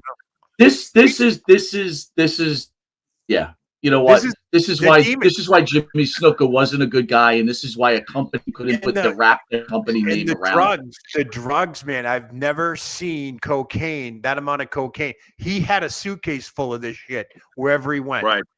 And one day I got to carry that suitcase. He says, "Don't lose it." Well, I had to watch the suitcase one night, and wait a minute. Wait. Was full. I looked in it, and it was full of fucking cocaine. Like, we have a 15-year-old. If I can, Joe, without insult, we have a 15-year-old, early '80s Mark watching the cocaine for Jimmy Superfly Snuka. I just want to make sure we got all of that right. Here's the best part. Joe, get ready. Joe, get ready for the hate mail. It's going to come. Okay, it's all your fault that you're telling these truthful stories about a wrestling legend. How dare you? Get ready. Wait a minute, Joe. Even to go further, I think you just said you also partaked in the cocaine at 15 years old. I didn't say that. Of course, I did. Yes, he did. You did? I partied. Joe. I partied with these guys. These guys were partying. Oh my God! So think about that. That they influenced a 15-year-old kid to do coke. I was very mature for my age. You know, here I am 15 in high school. Everyone's playing sports and basketball, and I'm hanging out with wrestlers once a month. You know what I mean? Joe, that's what I did. My high school years were like that. What's that? Did that cocaine habits, was that hard to kick over the years or what? No, I just did it recreational. It was fine. I mean, oh, wow. Consider yourself very fortunate. Jimmy, listen, he's a 15-year-old kid around his idols. Thank God they didn't throw pills at him. You know what I mean? It's like, where's the morality? Where's the morality? Does Vince McMahon get the blame for that? Does Vince McMahon get the blame for that? Is that Vince's fault? I mean, that's not Vince's fault, because back then you were legitimately an independent contractor. You were paid at every arena you went to. And that's what Snuka was big on that. Gorilla Monsoon had wads of cash on him. I do believe, I'll remember one night, the Tonga kid, it was Tonga and Piper versus Snuka and somebody else. Oh, Snuka and Tonga versus Piper and Orton. They had that feud going on. We were in Providence. No, we were in Boston Garden. And Gorilla asked Tonga kid to blade himself. And he was like 17, 18 years old too. He was a young kid when he got involved with wrestling. And he bladed himself so much that he couldn't stop bleeding. Gorilla's like, what the fuck? I didn't want all that kind of blood. He was bleeding everywhere. It was bad. So they wrapped his head up, and we go out to dinner afterwards at the Hotel 57 restaurant. And here's the Tonga kid in his full wrestling gear, the Samoan shirt and the wraparound skirt and all that stuff. And he's walking the streets of Boston like, hey, look at me. I'm a wrestler. And then I remember, I think it was Piper who was like, what's up with that kid? And he looked at me, and Piper looked at me and said, why don't you go talk to that kid and calm him down? And I went out there and I said, look, bro, you gotta chill out. I mean, you can't be walking the streets with a bloody forehead in character mode too, by the way. He was very hyper as Joe, a kid. let me ask you a question. When they came to town, you went with who gave you the call? The girl? She says, hey, they're in town, let's go. Oh, no. Is that how it worked? I was a wrestling fan. Phil DeCesare can tell you. They came the first Saturday of every month at the Boston Garden. So you just went there and they knew who you were and said, okay, let's go to dinner? Me and her and her, don't forget her sisters were involved in this too, her older sisters. So we would drive to the garden, go in the garden. We didn't even have tickets. We had a side entrance. We'd go in the back entrance. The security guards knew who they were. They knew who all those girls were with the wrestlers. And next, we're backstage. We were never in the locker rooms. We were always right outside the locker rooms where they would, wait to go get in the ring and all this stuff and go down the aisle and everything. So when you went to dinner, did they pay for dinner for you? You had to pay your own. Yeah, they paid. They had back then it was all cash with them. Snuka had wads of cash. Orndorff, Piper, Orton, wads of cash. Back then it was a cash. I think it was a cash company. Right. You got paid when you showed up. And I think it was, I don't know if it was Tony Gurria or somebody. He was involved with helping paying the guys too. He had the suitcase, he had the money, and that's how they got their money back then. It wasn't like you got a check and a W-2 and all that stuff. You got cash. So we're talking 85, 86. Hogan, I've met him once. he was looking for somebody. Hogan never was around these guys. He didn't participate in this stuff. Good. This was post WrestleMania. This was after the first WrestleMania and stuff. I mean, it was going crazy. But I was shocked one night. He was at a bar. Nobody was around him. Like, you see Hogan. You're like, oh, shit, that's Hulk Hogan. And he was alone. And, I went up to him and was like, hey, what's up? And he's like, oh, how you doing? And that was it. Just a meet and greet, real 30 seconds. I left him alone. Went back to hang out. The Samoans were there. Afa and Sika were there. And, they were just hanging out. It was like they owned the place, but they didn't. People would still come in and all that stuff. But it was always that place they would go, the restaurant next door to the Garden. I think the name of it. It was the Hotel 57 restaurant that was across the street from the Garden. But it was normal. It was normal. It was just a normal thing. Last question for you guys before we get off of air. Yeah. Final rumor. Bret Hart knew about the Montreal Screwjob. Weigh in, Jimmy, and then also you, Joe. Well, I've always told you that Bret Hart didn't know shit. That's just a bunch of nonsense, and he didn't go away for over a decade just to come back, in that sort of physical state either. No, the screw job was in, but it wasn't in Bret's knowledge. That's that nonsense. I don't believe that to this day. I understand wrestling is a work and yada, yada, yada. And Vince Russo was sent to destroy WCW. He was going to destroy it, whether he was sent there or not. I mean, do your homework, folks. So, no, I don't think that Bret Hart knew shit. And I think that's why Vince McMahon wound up getting punched and had a wad of spit in his face, And I think that was very real. To me, it was not much different from George and Yogi. Yogi Berra stayed away from Yankee Stadium for a very, very long time, and then eventually came back. So, no, I don't think that was staged at all. What about you, Joe? Well, we know now that the Montreal Screwjob was a work to some extent. I don't know what the extent it was. I think it was going to be Shawn Michaels winning the title. I think they told Shawn Michaels. He didn't tell Bret Hart. Right. It was supposed to be a regular match. If you notice, they start off in a regular match and they start wrestling outside the ring, and all of a sudden Vince comes out with his cronies. Everyone's outside there. It's fucking chaos, if you remember. And even you could tell that something went wrong.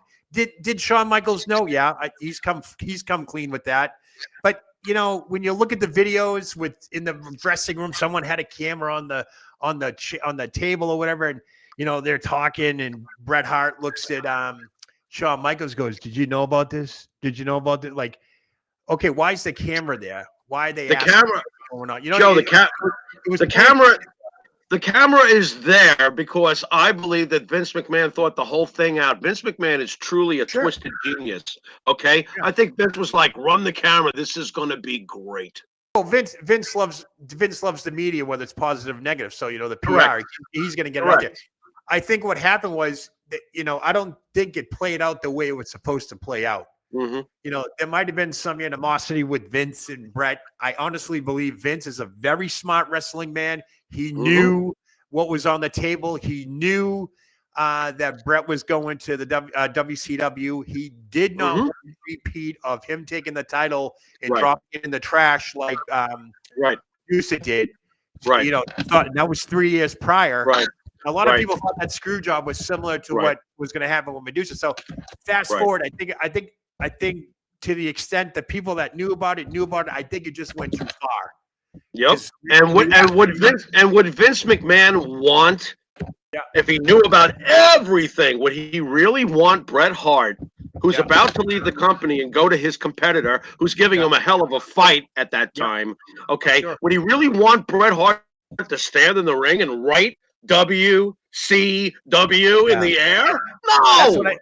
That's where I think things took a turn, because the way it ended, the quick bell ringing and all that stuff, it was just a horrible thing. I watched it with my son, and we're both scratching our heads like, what the fuck just happened? What's going on here?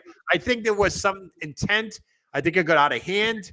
Yeah. I think Vince really thought that, he was going to put Michaels in his submission hold and not let go. Things like that. He told him to finish. You could see it on camera. Finish the goddamn match. Finish the goddamn match. Yeah. Slaughter, Gray, Briscoe all around. You knew something was up. And he told him to get back in the ring and friggin' end this thing. And it was chaos. after that. I think after that, it was real. I thought the storyline got real, spitting on Vince, the fight backstage afterwards and all that. And Vince took it and did amazing things with it going on Raw. He loved it. It turned into that big work. You know, and then, and Bischoff took it and botched one of the biggest possibilities they could have had over there with Bret Hart. He botched it. So Vince wins once again. Yeah. And that was, what are you talking?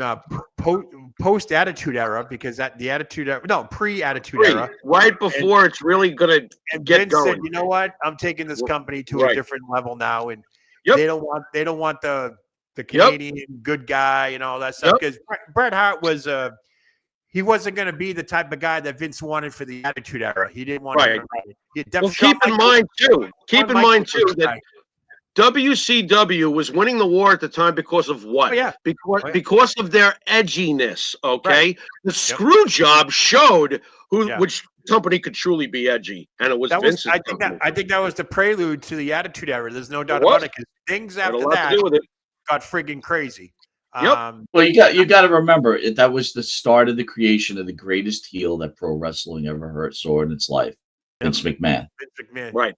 Again, when you think about Vince McMahon and what he's done for the industry, he was a great announcer. Yes, he was. He was the greatest bad guy in the history of wrestling, and he is the greatest promoter. I mean, he think about it. He was better than the wrestlers, even though he couldn't wrestle. He was the best bad guy of all time. He had. All right, guys. Thank you for sharing the story. Thanks for coming on. We'll have you on next week when Missy's on, so you guys can have a little bit of a. I went to high school with her. You guys know that? I went to high school with her. No, I kind of heard that. You know what? Jimmy, you want to send us out? You've been watching Monte and the Pharaoh, and until next time, later. What a day. Jimmy Snuka's long schlong. Ugh, Schlong. brother.